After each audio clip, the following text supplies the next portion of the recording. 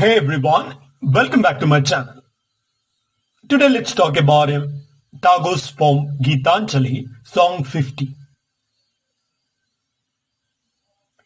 Geetanjali, Song 50, Rabindranath Tagore, 1861-1941.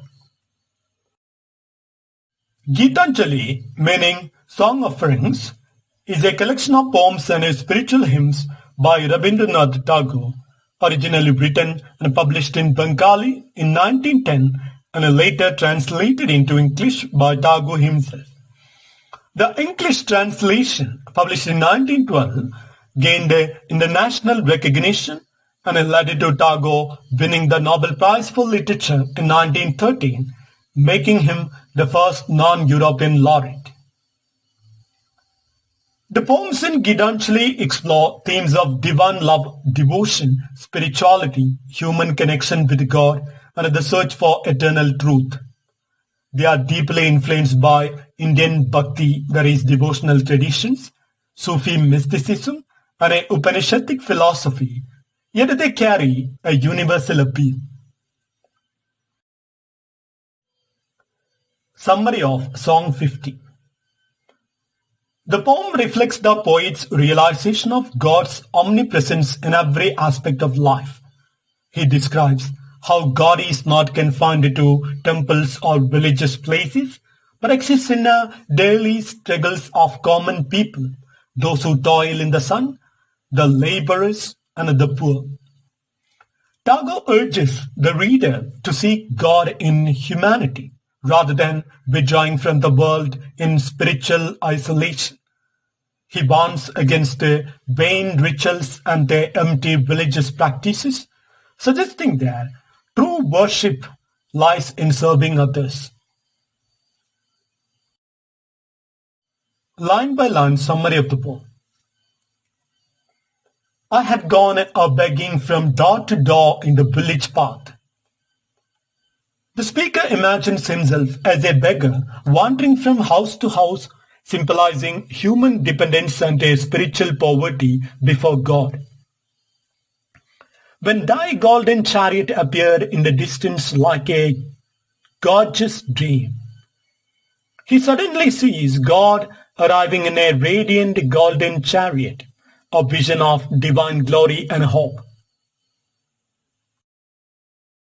And I wondered, who was this king of all kings?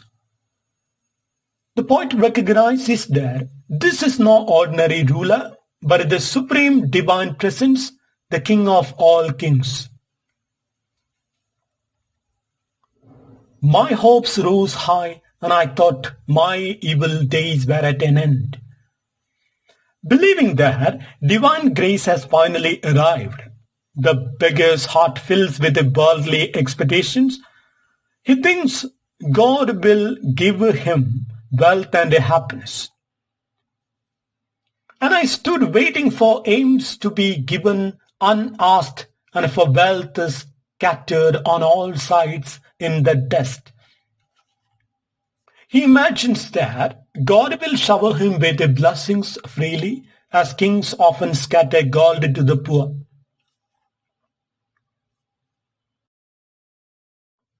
The chariot stopped where I stood. Thy glance fell on me, and thou camest down with a smile. The divine chariot halts near the beggar. God looks upon him kindly and descends, a gesture of grace and attention. I felt that the luck of my life had come at last. The beggar feels overwhelmed with joy, thinking his life's fortune has finally turned.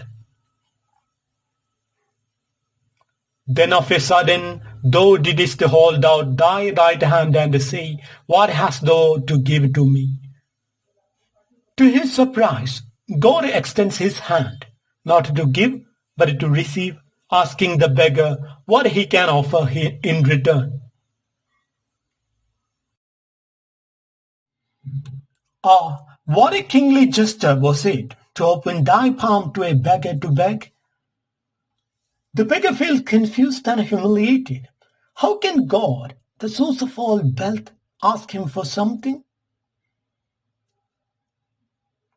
I was confused and stood undecided, and then from my wallet I slowly took out the least little grain of corn and gave it to thee.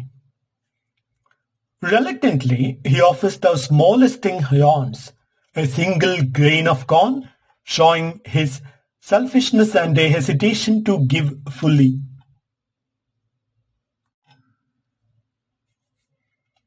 But how great my surprise when at the days and I emptied my bag on the floor to find a least little grain of gold among the poor heap.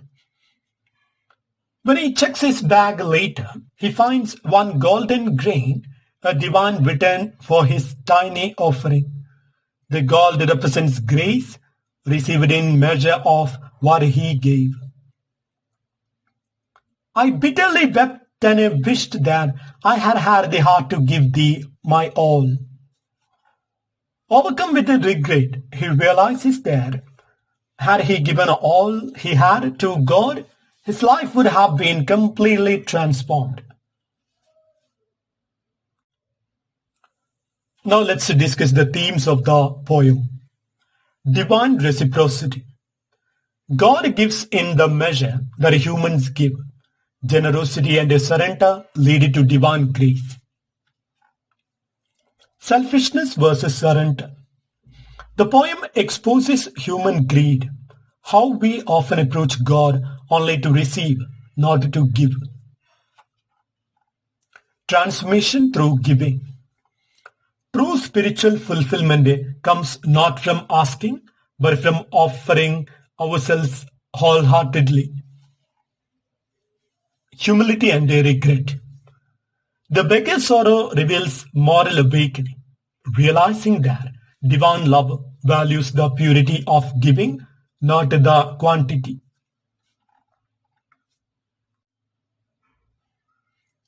Material versus spiritual wealth. The grain of corn and a grain of gold symbolize the difference between earthly possessions and spiritual richness. Now let's talk of the symbolism in the poem. The beggar represents every human soul seeking worldly gain instead of divine connection. Golden chariot is a symbol of divine glory and presence. Grain of corn stands for small human effort or offering. Grain of gold, symbol of divine reward, the transformation of selfishness into grace. The exchange illustrates the spiritual law that what we give to God, He magnifies and returns in abundance. Philosophical meaning of the poem. Tagore transforms a simple parable into a deep spiritual lesson. The poem teaches that true devotion is giving, not receiving, and that even a small act of offering, if done with a sincerity, brings divine reward. It captures the essence of bhakti yoga, that is the path of love and surrender, emphasizing humility, gratitude, and selflessness. Key interpretations of the poem. God in the everyday. Tagore emphasizes the presence of the divine in the simplest, most ordinary lives. Spirituality beyond the rituals. True spirituality is found not in temples but in compassion, work, and a human connection. Social responsibility. This poem suggests that helping others is the highest form of worship, echoing Gandhian ideals of seva, that is selfless service.